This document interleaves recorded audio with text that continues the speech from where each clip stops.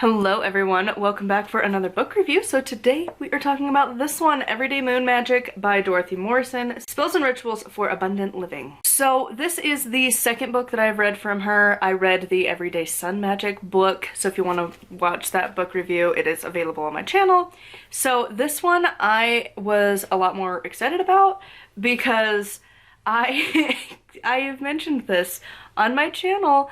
One of my most popular videos is the Moon Magic book that I don't recommend, and I'm like, I need to get a different Moon Magic book going because I need one that's like, hey, not this one, this one. This is that book. So overall, I really enjoyed this book. It covers about everything you could really need to know about the moon. There was definitely a lot of information that are kind of covered everywhere. You know, what the phases of the moon are about. It does stick with the more traditional, just waxing, full, waning, new, and it doesn't really break it up into the little parts that some of the newer books are doing, where you have like the waxing crescent, the first quarter, then like the waxing, what is it, like gibbous, and then the full moon, and each of those having its own specific things. It doesn't go into that detail too much. I think that's a much more modern thing, and I mean, modern's kind of relative, but like more recently published books have kind of started to include that. And so I don't know that it was really like a thing when this first came out, because it is a little old, not terribly old, because I think I am older than it. Yeah, this one came out in 2003. So again, not ancient, but it is a little old, you know? It's almost 20 years ago, which is like such a mind trip. But yeah, so like I think it's a more recent addition to a lot of witchcraft books. But other than that, this was pretty good. It did focus a lot more on the personification of the moon being feminine, and of course not every culture follows that. I think in Norse it's kind of flipped, so it's the sun goddess, kind of, and the moon is the god, kind of. It's not totally mentioned very often. It's not big in the myths that I've found, at least yet. And other cultures, obviously, subject to change. In Wicca, in modern paganism, typically the moon is associated with women, the sun is associated with men, and this follows that. And so it just kind of continues that trend. It does talk about like the moon in void, which if you don't know is basically when the moon is switching astrological signs. And I like that she included roughly how long it takes. I am curious, because it is something I'm going to follow next year, is I'm planning on getting all of the Llewellyn like 2023 things. Like the Sabbath Almanac, I think they have like another almanac of some sorts, they have like the Spell a Day, they have a lot of stuff that comes out every year, and this coming year I'm planning on actually using those. So I'm curious how long the moon in void actually happens, and if that makes a difference on stuff, because I've never really taken the time to deal with it. And so next year is just going to be like a big magical year for me. I've got a lot of stuff that I'm planning on doing. That said, she does talk about the importance of like keeping at least in mind the moon in the different astrological signs, as well as the phases, which I thought was kind of interesting. And she does talk about how like it's not really that hard to find this information anymore. And especially nowadays, it's not hard. I literally, welcome to my phone, have an app. It's this one over here, it's a little moon. It's just called Full Moon, and it tells you, I bought the premium, this isn't sponsored, this is just a witch sharing witch tips, but I love this. This is what happens when you open the app. It tells you all of the, I don't want to rate you right now. It tells you all the stuff. It says the percentage of the moon, what phase it is, so right now we're in the waning crescent. It's currently in Leo, and then 5 days to the new moon, 19 days to the full moon, and then you can also look up like what star stuff is going on right now. It'll also tell you when it changes signs, and also the phases of the moon. Yes, I am recording this on Maybon. And then it just has like a generic about thing. So like it's really easy to use. I did notice that sometimes when I had like plotted out all of the dates, they did change over time, because I think it updates as it goes around and stuff. So like I marked out my calendar of like, oh, this day is the full moon, and then I'd get closer and then it's like, you changed that. It wasn't that when I wrote it down. But for the most part, it's pretty accurate. And I like to be able to use that and just reference quickly what is the moon phase exactly, what sign is it in, especially when I'm doing magic. And so I did appreciate that she talked about what it means. She also talked about when, okay, so in like the everyday sun magic, she talked about like what it means if you were born on like a specific day of the week, and then what sun sign you were born under. This talks about the moon sign you're born under, and then the days close to the moon-ish that you were born. And that was kind of interesting because I was like, huh, I didn't know what moon phase I was born under, and like the day of the week I was born. You know, it's just like little stuff like that. You're like, I didn't think about that, which is kind of fun. These spells and stuff in here, I do appreciate that they are not all the exact same, with just like slight variations. It really does feel like genuinely had thought about what kind of spells you're doing, because some are candles, some are talismans, some are just like affirmation kind of things. It had a bunch of different stuff. Again, it does have a bit of the kind of Wiccan influence of like you're calling on like this phase of the maiden and the mother and the crone and stuff, but for the most part, like you could easily change that. And so as a whole, I did really enjoy this book. There really wasn't enough to do like the extended discussion, so I'm just going to talk about a couple of quotes that I have here in this video, so let's jump into those. I know I haven't done those recently because I really haven't had that much to say on a lot of books. And this one, I only had a couple. So the first one is right at the beginning at page 8. It's cool that the moon phase affects bleeding, so it says that surgery should be done during the waning moon, which really makes me question a lot of things.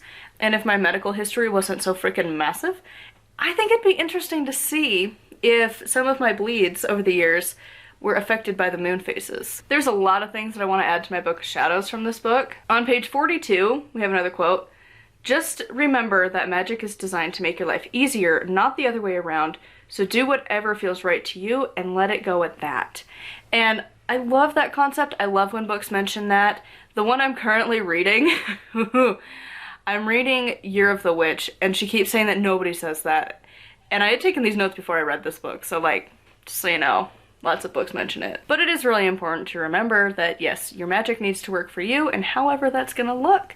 And that's something that I'm trying to incorporate a lot, and seeing how I need to make my magic work for me. Only part of this book that just made me instantly cringe so hard and was just like, oh my god, why? Came from page 58, and it's a little bit of a longer quote, but here we are. Then there's the matter of the mistletoe that grows green, lush, and bountiful on the oak's branches, even in the dead of winter. The white berries that form at this time of the year symbolize the semen of the Lord of the Forest, and remind us that life is always new, always fruitful, and always constant. Grouse!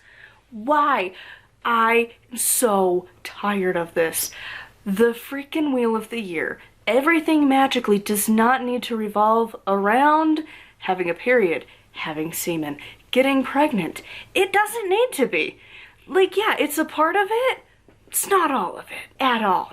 Like, seriously, no. Thinking about the holidays coming up, I was like, that's literally not what I would have, like, if you're thinking about Norse mythology, like, that's one good way to vilify the mistletoe even more, because if you don't know, mistletoe was the only thing that Frigg did not get to want to have Balder back or something, or it was the only thing that couldn't hurt him. It's the only thing that couldn't hurt him. And that was the thing that killed him, because Loki is Loki. And I'm just, why? Why do we have to have that included? Like, I get that for some people it's important. I don't. I have never understood that, ever. It really, like, immediately snaps me out of whatever you were talking about and, like, rips me back into reality and is like, oh my god, no. Why? Why? Why does it have to be that? Why can't it be other things? Because, you know, like, there's other ways that the universe, like the planet we live upon, populates. It doesn't have to be that. There's a lot of things that happen in the world that don't require that system, you know? Like, if you look into biology, like, a scientist could explain it a lot better. But I remember learning there's other ways. Like, doesn't need to be that. And also, gross. Just gross. I don't understand this need to throw so much sexualization into the craft. It kind of is, but kind of isn't. I know. because it's a bodily fluid, but still, it's bodily fluid that if it did what it's supposed to do, and I didn't have medication to prevent that, it would kill me. So, no, I don't love that. And also, like, why? What is the point in constantly promoting this? Like, I'm genuinely curious from people who include that amount of symbolism on that specific thing in their craft, like the why. Like, are you just in general like a very sexualized person? Because that would make more sense. But like, I'm not at all. It's very low on my totem pole of interests. And like, in my craft really doesn't have much of a point. Unless I'm doing some kind of ritual that's very private with just me and my husband, like, it doesn't need to be included. I don't need the symbolism at Yule that it's the god jacking off. You know, it just gives very odd vibes, and it just made me bleh. But that was the only thing in the book that I really didn't like. Because again, seriously, the rest of the book, it's fine. And I know that a lot of people include that symbolism. I just personally don't love it. It makes me super uncomfy. I don't love it. And again, most people are fine with it, if at all they even think about it really. I just don't really love the idea that the Wheel of the Year has to cycle around a pregnancy. And I'm progressively getting more upset about it as I'm like working through the wheel and reading these books. I'm just like, God, why? Why does that have to be the central point? Like, I'm over it. I'm so over it. And that's one nice thing of working with the Norse gods. They don't really follow the Wheel of the Year in like a nice little package system at all. And currently working with Hel as a goddess who isn't married and doesn't have children. Maybe that's like contributing a little bit of like, we don't need to do this. And like the idea of like Baldur coming back at Yule and having Thor like throwing a feast and whatever at that point, instead of the sun god is born. This book is fantastic. I love the spells. The ritual was kind of meh. Like, it's pretty much just a placeholder ritual. And again, I don't honor the moon as like a specific entity, and like the maiden moon, I don't really do that. So I would really need to change it, which is something that I found a lot. I wish a book on moon magic would have different options for people like me who don't want to personify it as the quote-unquote stages in a woman's life, because that is really boxing us in a lot. Not everyone's gonna be a mother, and like there's other options. As a whole, I would definitely recommend this book. It's really fantastic. Like I said, the majority of this book I thoroughly enjoyed. It's just that one section in particular, just cringe. But on a whole, I loved it. I would love to hear your thoughts on this one in the comments down below. Do make sure to like and subscribe. I post every single day. Huge thank you to my patrons. They are over here. If you would like to support me and get access to exclusive content, it is patreon.com/nightwillowcrafts. Post over there pretty regularly. And until next time, thank you so much for watching, and blessed be.